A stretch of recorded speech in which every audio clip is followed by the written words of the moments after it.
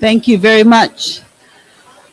Welcome to the Digital Innovation Pavilion, which is a very unique collaboration between multiple organizations, including the Climate Change Coalition, GLOCHA, IAAI, and a number of other partners. And the purpose of this pavilion is to be very innovative and integrative across generations, across geographies, and to be more inclusive of individual actions and culture. And so it's very appropriate with a digital overflow, of course, but it's very appropriate they're here to talk about the Every Action Counts Coalition. My name is Catherine Foster. I'm the Executive Director of the Green Digital Finance Alliance, and we welcome you here today. We're here to talk about the launch of the Every Action Counts Coalition Guidebook. And I'm going to pass it directly to Gerrit Sinderman to tell us about Every Action Counts and what the guidebook says. Thanks a lot, Catherine. Welcome also from our side. I think we can soon move to the next slide. So the Every Action Counts Coalition is actually an initiative that we started. Yes, thank you.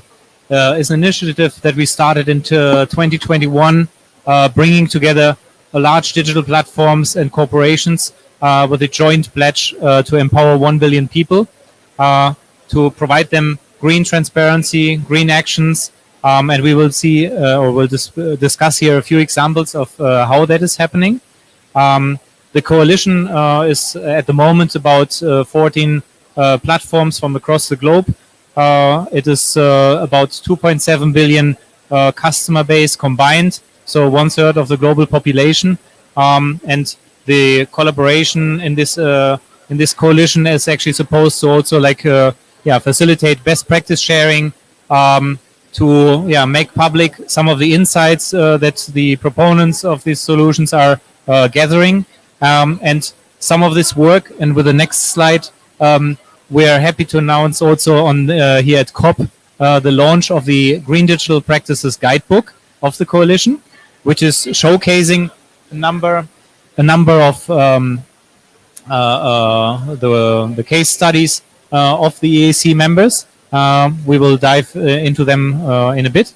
So please also feel free to download it and get in touch if you want to get involved. And with that, I would be happy to pass over to Emma. Emma is working with Acorn, a carbon credit focused subsidiary of Rabobank, focusing on smallholder farmers. All right, thanks, Gerrit. Would it make sense to stand up and organize the slides myself? All right. So thank you for having me. Like Gerrit said, my name is Emma van der Ven. I represent Rabobank. I've gone one too far. Before I dive in, Rabobank is a large agricultural bank, one of the biggest globally.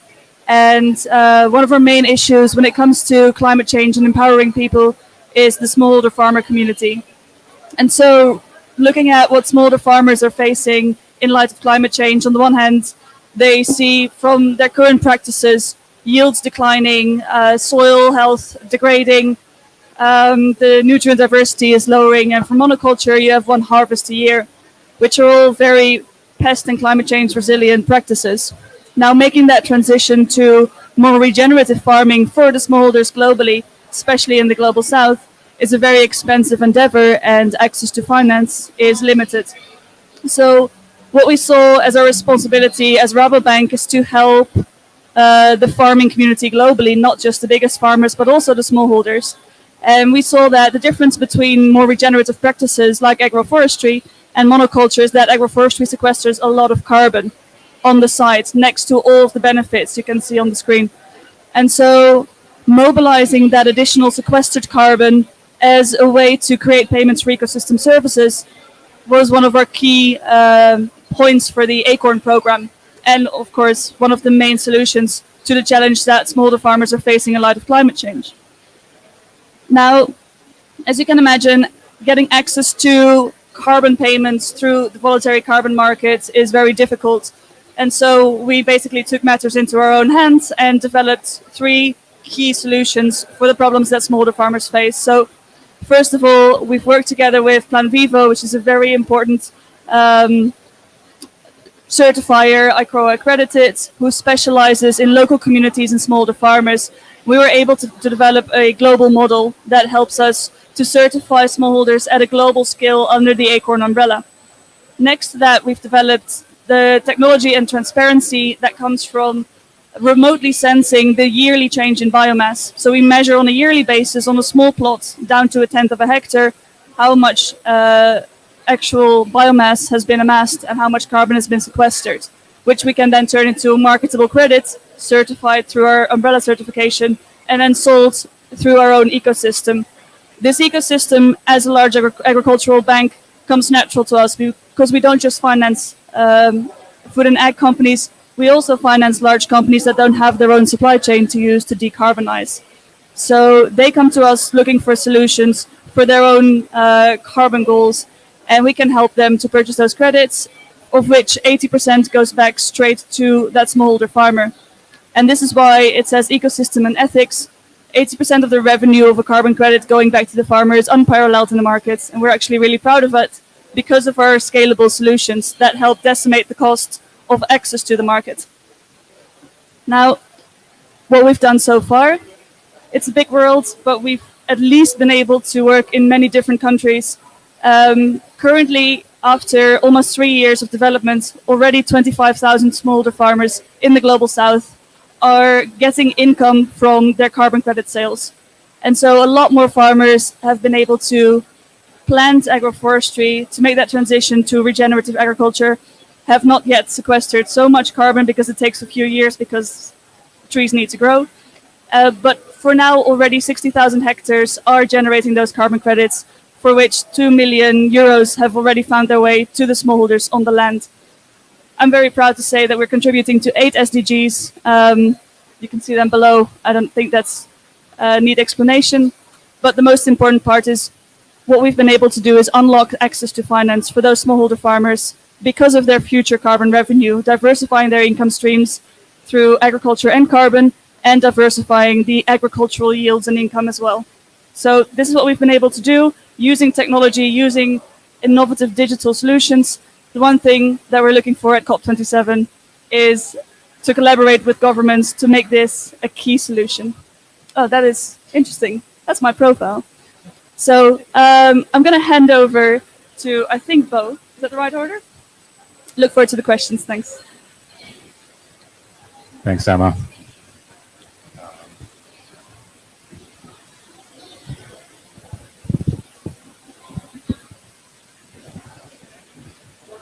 Are we? Yep. Oh, I think we're. Okay, you can operate. Sure. This is. Yep. Okay, we can. Hi. I'm Bo Chaitan. I'm happy to represent Delivery Hero. And is there one before this one?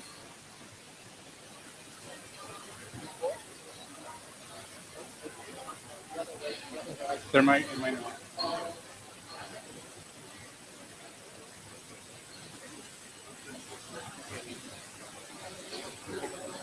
I can. Anyways, I'm Bo Chaitan. Happy to. Yeah. Good. So, then we start with this one. With the one with the pie chart.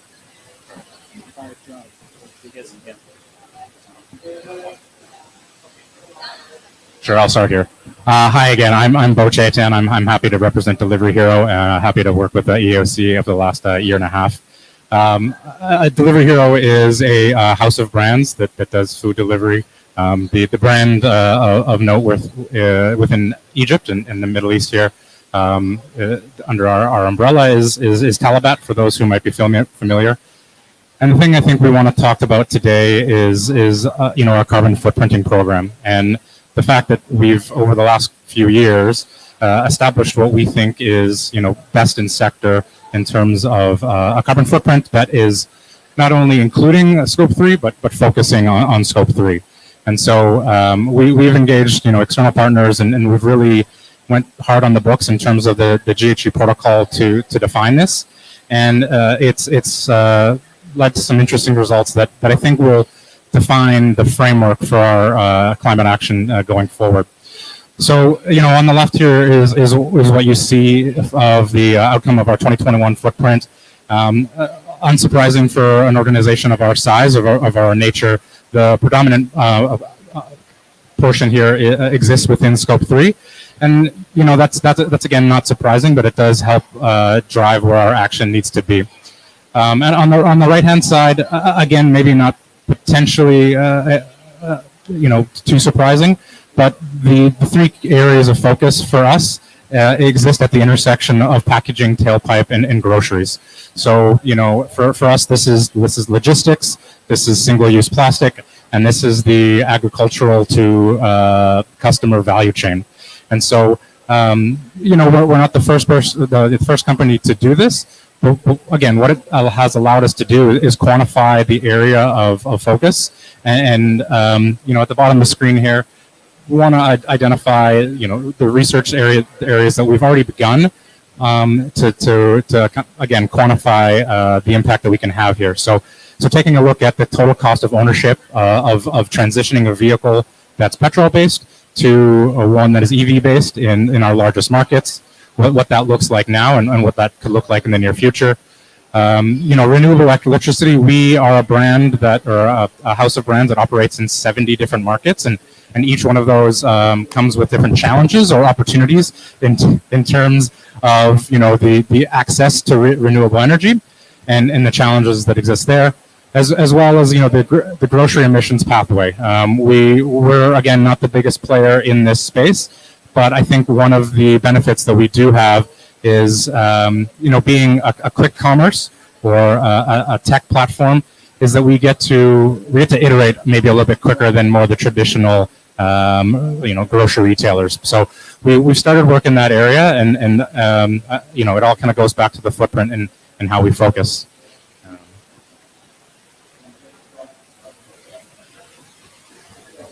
And we can do a lot of this work in house and put blinders on and ignore the reality that we interact with hundreds of millions of customers on an annual basis. But that I think is where we as a company really truly see the opportunity. It's engaging our customers in this journey. Again, the footprint needs to kind of govern and provide a framework to give us feedback that we're focusing in the right areas. But as we do this, we're using that science-based approach to find solutions that are scalable. They can be rolled out fast. They're locally applicable, and because again we are a customer-facing platform, they need to be affordable. They need to make sense to the customer. And so a couple of the initiatives that are worth highlighting here are a certification program that we underwent predominantly in the Asian region, where we work with the WWF to work with restaurant partners to identify operational practices that they take in their restaurants to kind of gain these different badges. And these badges can then be communicated to customers so that a customer knows that they are making a sustainable choice by ordering from a particular restaurant. A potentially simple but really effective tool that we've seen is the cutlery opt-out. So the simple toggle to ask a customer if they are willing to opt out of the cutlery in their delivery has the ability to scale up to thousands of tons of single-use plastic that's saved. And so it's initiatives like this that we're looking to continue to build and apply against that carbon footprinting framework.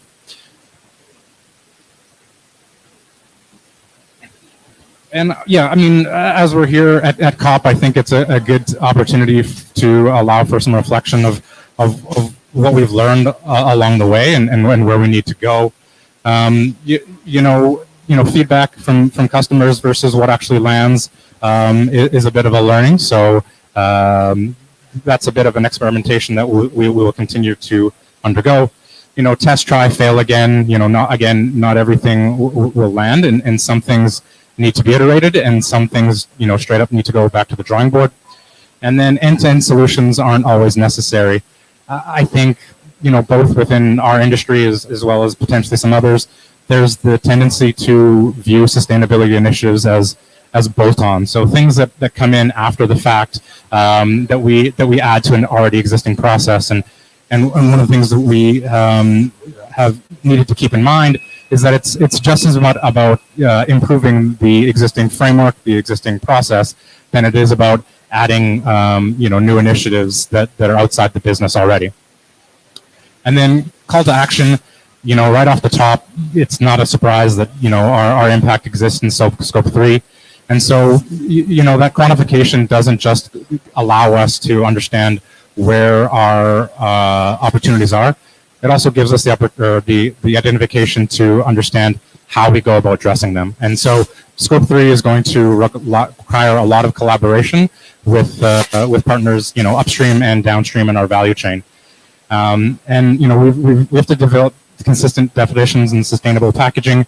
In our sector, it kind of seems that people are kind of working on this in isolation, in silo. And I think one of the things that we hope to move forward to, both in terms of definition on sustainable packaging as well as the framework of quantification of footprinting itself, is just in standardization. So if we're all speaking the same language, then I think we can move forward together. So I'll leave it there for now, but yeah, thanks for your time. I'll hit next.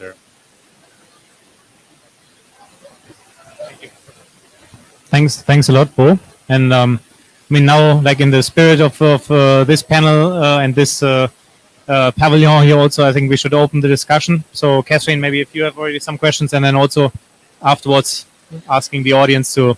Absolutely, we have quite a few experts in the room here.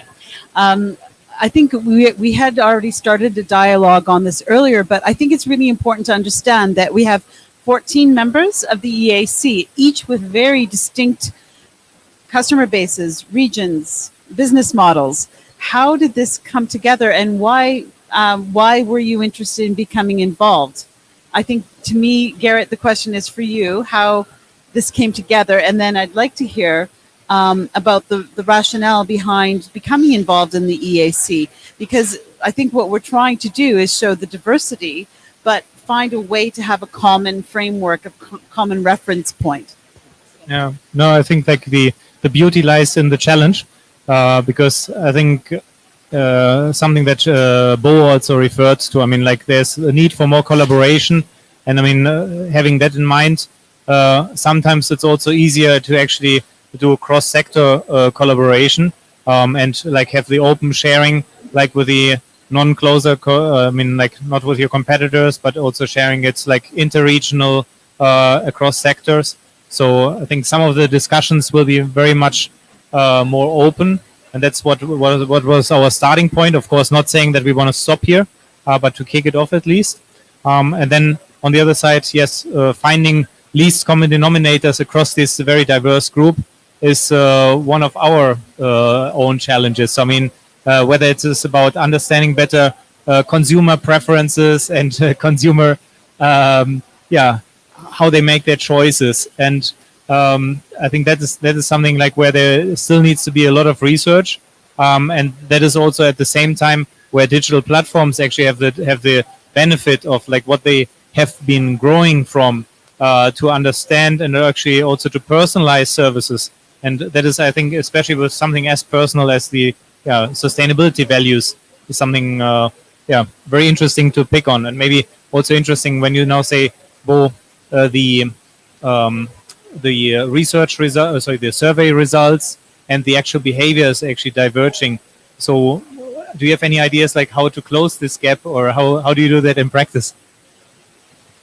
No, I mean, that's a good question. I mean, kind of going back to the original question about like the benefit for us joining an organization like EAC, and not to advertise the best practices documents too much here, but I think that's exactly one of the benefits that we saw is we're looking to collaborate with other companies within other sectors who have who've gone down maybe the similar journey, and apply some of those learnings to what we do. And I think maybe the second point is, as you alluded to, is it's understanding that other companies within the coalition exist in the same markets as we do, and so in a lot of instances, our customers are their customers, and so some of the feedback that may have already been received, both by us in the surveys that we've done or others within the coalition, that's knowledge that I think that we can share amongst ourselves to kind of say, maybe a survey on a particular sustainability topic in a particular market or a particular region is read or interpreted in a particular way, but the real life on the ground results could be different. How to close the loop on that? I mean, I think that's what we're setting ourselves up for doing in the near future here. I think that's the age-old question. One of my masters was on mental behavior and decision-making, and that was in the 80s. Honestly, I keep hearing the same narrative around survey responses versus actual behavioral shifts, and we don't even use the term behavior anymore. It's really about making the choices, but in order for consumers and individuals to have choices, they have to be robust, they have to be informed, it has to have the information and data so that it is transparent and accessible.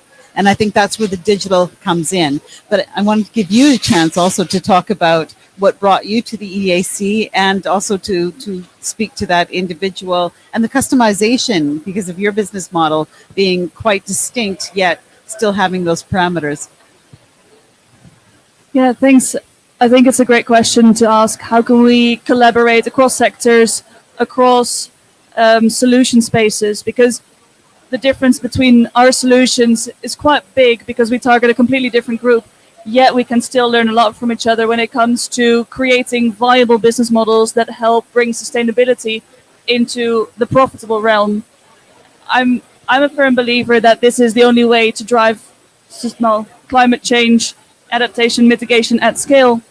And so this is what every person, every company in the EAC does in a different way. So just learning from that in this sort of pre-competitive environment, I think is very healthy. And I think that is what drives innovation. It is not necessarily collaborating, but also being inspired by each other if collaboration is still too far-fetched. But like you said, Bo, I can also see that the farmers that we work with might one day become your scope 3. So knowing how we deal with that scope 3 and understanding how you deal with the customers that purchase from those farmers in the end of the chain, to both of us can be very interesting. And this is just one example. So I can go on, but I think there's many more questions. I think it's really interesting too how many of the organizations are using different types of technologies to do carbon calculations, footprinting, etc. So the type of data that's being aggregated and used here, I think we can also think about integrative models going forward on how that how we can actually scale that up. But in your business model, you talked about scaling, but what I'm really seeing is integration. So you're using and partnering with different organizations because you have a massive customer base, very distinct demographics, shall we say, regions. And I'm wondering how does that process actually work? How do you identify the contextual solutions and then also the partners that you need in those cases?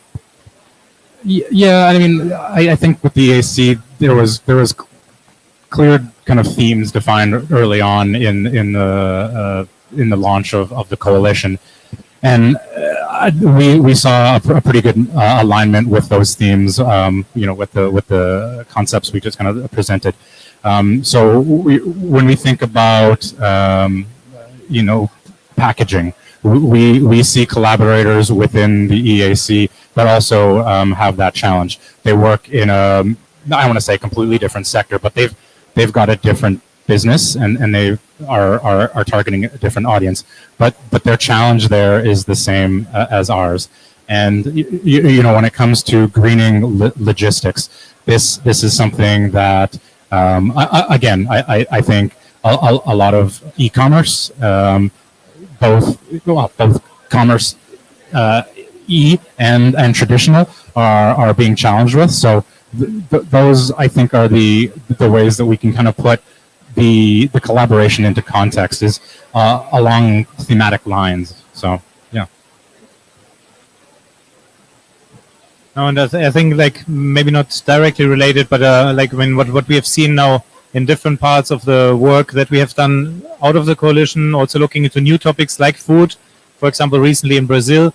I mean, that's the power of like simplifying the messaging to the consumer. So, I mean, some of the topics like carbon are very abstract and very hard to relate to. But so therefore, even like if you develop and educate about labels, I mean, labels are, I mean, what you have similar to what you have done, like with the restaurant labels.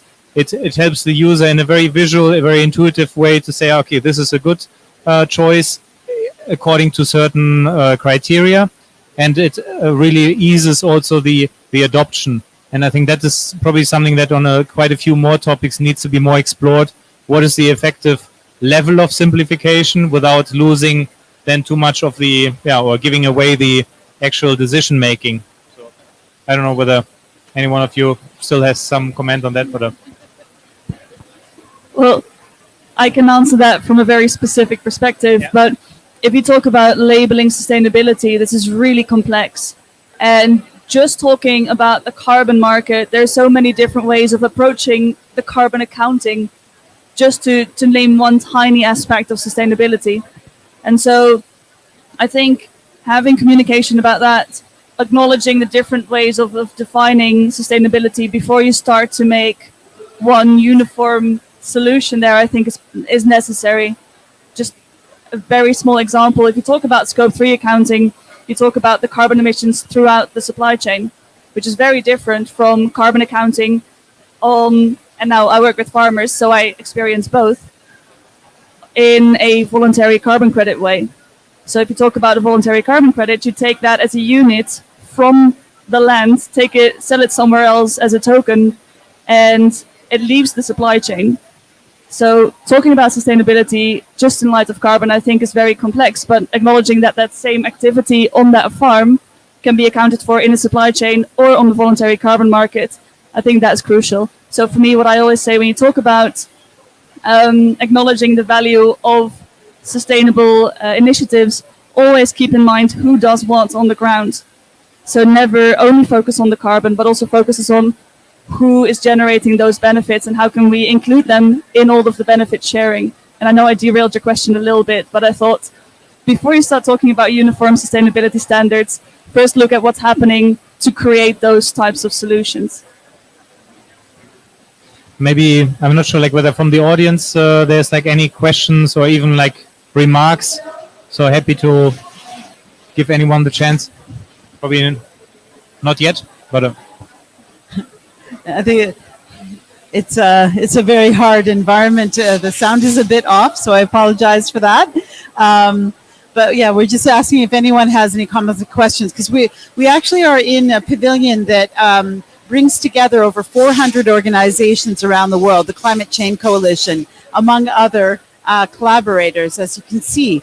And what we found in the Climate Change Coalition, and GDFA is a partner in that, is that you have emerging technology, blockchain, focusing on different tools around the world that are very, as we were talking about, very contextualized, and offering subsidies to do everything from carbon market measurement to different types of funding mechanisms and whatnot. So the types of partnerships, and it's a competitive, not competitive, it's a collaborative and competitive environment. It's an enabling environment where it's not about talking about revolution. It's not talking about a sudden shift, but about using a very contextualized, very integrative models for those types of solutions. And I'm thinking about yours in particular, where you were talking about, you have a massive customer base, big customer base, and even the packaging solutions, how they might be appropriate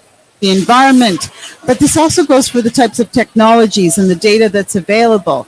And I'm wondering how you, for example, were talking about the teams themselves and who you're partnering with in terms of build out those tools. How does the bank, how does Acorn go about actually choosing who you're partnering with and who you're actually going to be working with on the ground? And does that play a big part in the type of innovative model that you have? I think I have to be honest, our local partners are the key solution for Acorn because we're a Dutch bank. We don't have direct relationships with smallholder farmers on the ground. We have to acknowledge that we are very Western in our thinking, being from the Netherlands. And so we bank heavily on the expertise of our local partners.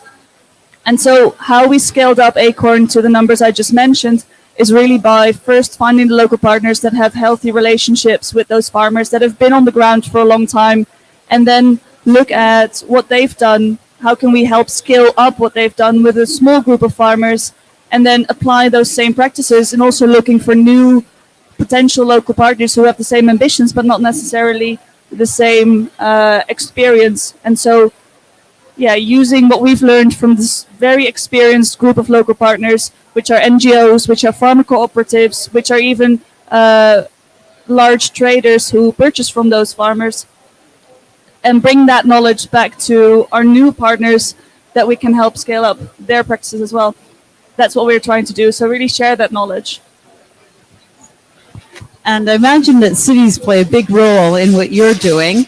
And how do you go about finding your city partners, or are you there yet? Is it a part of a process? Is it something that's very dynamic? How do you go about evolving your business model with the city environments themselves?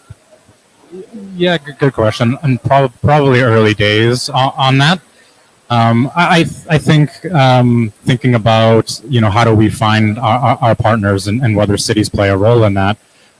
We have an existing business kind of process, and so obviously within Delivery Hero and our brands, logistics does logistics really well, and packaging does packaging really well, and our Q-commerce team does that really well, and they've got their existing partners and their existing business models, and I think it's working with taking a look within first and understanding how is it currently working, and identifying if there's efficiencies that can be made there. And I think that's where we would lean on it, an internal logistics team to identify opportunities where cities are reaching out to us and they have a high demand on looking to enable a transition to electric vehicle mobility, for example, or ones that are maybe further down the road. So I think leaning on our subject matter experts and kind of the knowledge that we already have available, and picking that up, and then looking at where the current opportunities already lie. So. Thanks, Garrett. I wondered if you could also just mention perhaps a few of the other EAC partners and some of the models that we're seeing that is being printed in the guidebook. I think the sound gets really unbearable. It's really very bad. I apologize. Yeah. I wondered if you could mention perhaps a few of the models that we're seeing from Ant Group, for example, or MasterCard. Yeah. Just mention a few of the difference to sort of explain the diversity of the different practices. Yeah. No, so I mean, that's also the interesting part of the coalition, that we have that we are cutting across so many industries, but also regions where the context. So whether it's the economic context of the users, whether it's the pain points that the local population is feeling the most, are very different, and that drives, of course, also more from a product market fit perspective, even like what kind of sustainability solutions are actually in demand. And I mean, that was, for example, where Ant Group or Chinese partner in the group has been already very early on picking up on a challenge that in China there has been quite a problem also with desertification. So when they engaged the users of their financial app with sustainable behaviors like switching to public transport, choosing more environmentally friendly products, combining that with some green social currencies, and being able like to use these social currencies to pay, for example, for an offset, or in their case also gamifying the tree planting.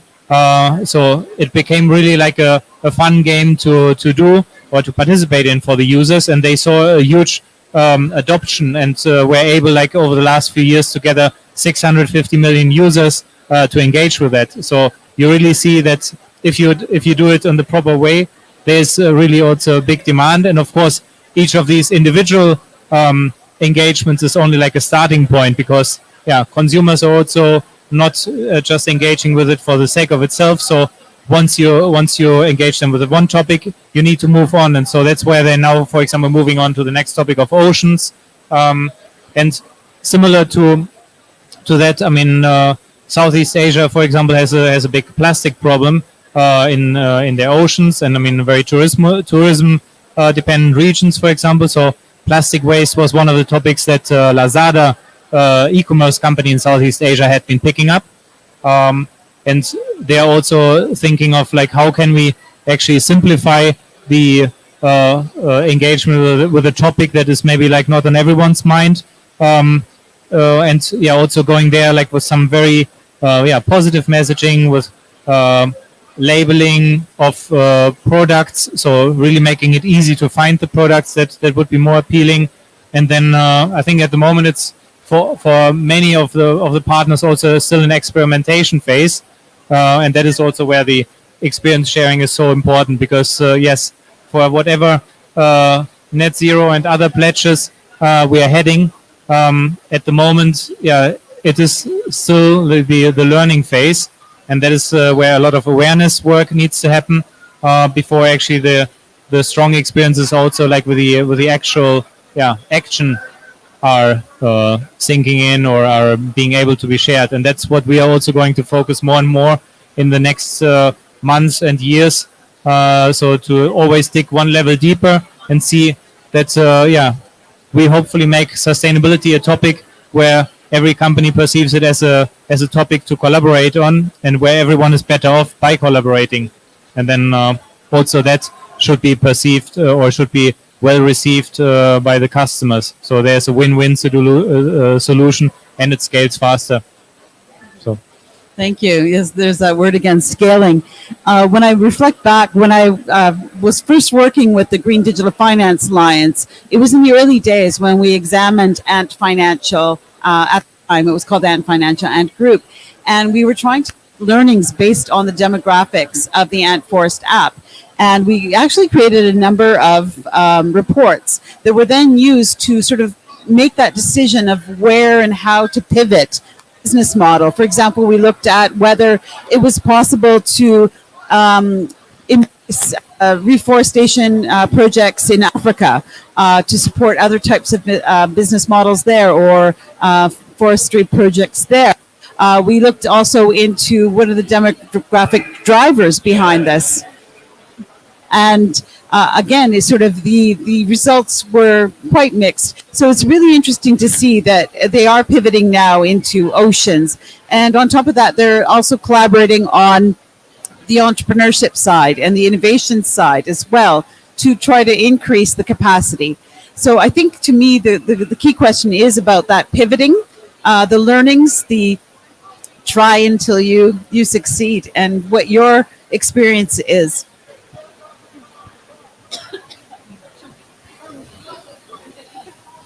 Well, there's a lot of talk about this COP being the implementation COP. Are you okay? I have some water in that bag. Okay. I won't put any more attention on you. But this COP being the implementation COP, and I think that's also what Every Action Counts is really showcasing. It's not just talking about what you're going to achieve, but also looking at what has already been achieved. And so, actually, I have a question to you, Gerrit. If you look at the group of companies that's come together right now, where do you want to see that scale? Do you want to find new companies to join this group? How do you see the ambitions? Because we've just launched. Yes, exactly. Yeah, good point. So, I mean, like for the coalition, obviously being already global, but having 14 companies, we need to grow also to develop some, I would say, critical mass, whether it's regional wise, whether it's topic wise. And that is what we are looking now, we'll be looking for. So, I mean, whether it's to get more banks, more e-commerce, or I don't know whether food delivery, but at least companies that have like some more shared topics, but also like each of these solutions that are being rolled out are of course very contextual to a local culture and local maturity. And I think that is where it's also very important that we actually need to find some champions who are taking a role, like also a leading role within this coalition in the individual topics and regions. And I think then we will get also a bit more dynamic. And I think they will create like own, very open, collaborative local ecosystems. And that is like also where, initiatives like the Climate Change Coalition also can help, who have already like 350 partners globally that are all very committed to the open source and similar topics. And we should also partly learn from that, and should also similar to trying to learn cross sector, but also on these models of how you innovate, how you engage with your customers. Yeah, about the transition, I'll piggyback off of what you said, Garrett, and kind of throw it back to kind of the framework of our footprint. And it's again not a surprise that our impact exists within Scope 3, but the message loud and clear there is that we can't do this alone, and we need to find partners all the way up and down our value chain to do that. And I think even with the participation in the coalition thus far, and even today, we understand that there are going to be companies that need to help us in the financing of the transition to electric vehicles, for example. So it's finding those partners. And Emma, your kind of comment off the top about some of the farmers probably will exist in our value chain if they don't already. So it's identifying those synergies and kind of working together. So yeah, I think right about now it's just understanding who our Scope 3 value chain partners are and how we can work with them. Thank you. I am losing my voice a little bit, so I apologize. I do think we can bring this to a close on this very positive note. We're talking about a network effect, about collaboration, but still about scaling the capacity of your individual organizations, your individual capacities, but as a group with the EAC and with collaborations with other network type groups like Green Digital Finance Alliance, EAC, and the Climate Change Coalition, among others. So I want to just give everyone the opportunity to say one last word, if you want it, and just tell us about your next steps for your own organizations, and also what you hope to see coming out of the EAC. I think our last word is pretty much along those same lines. Is we know where we need to go. We have the homework to show us, and direct us in the right way. It's now about finding partners that will come along with us in that journey, and taking ownership and enabling that along the way. So that's where we're headed in our short-term journey. Well, for me, it's quite simple. I think looking at all the case studies in the guidebook, I hope 5 to 10 years from now, we'll look at that and think, this was innovative, it's the standard. So. Very good, very good. So I think like having really come to the end, just also want to say thank you. And already excited about all the different insights that we will be able to share next year, hopefully. And invite anyone like who wants to get in touch, whether with us as Green Digital Finance Alliance, Every Action Counts Coalition, or Delivery Hero, Acorn. So please let us know. And I think we're very open to talk. Thank you. Thank you.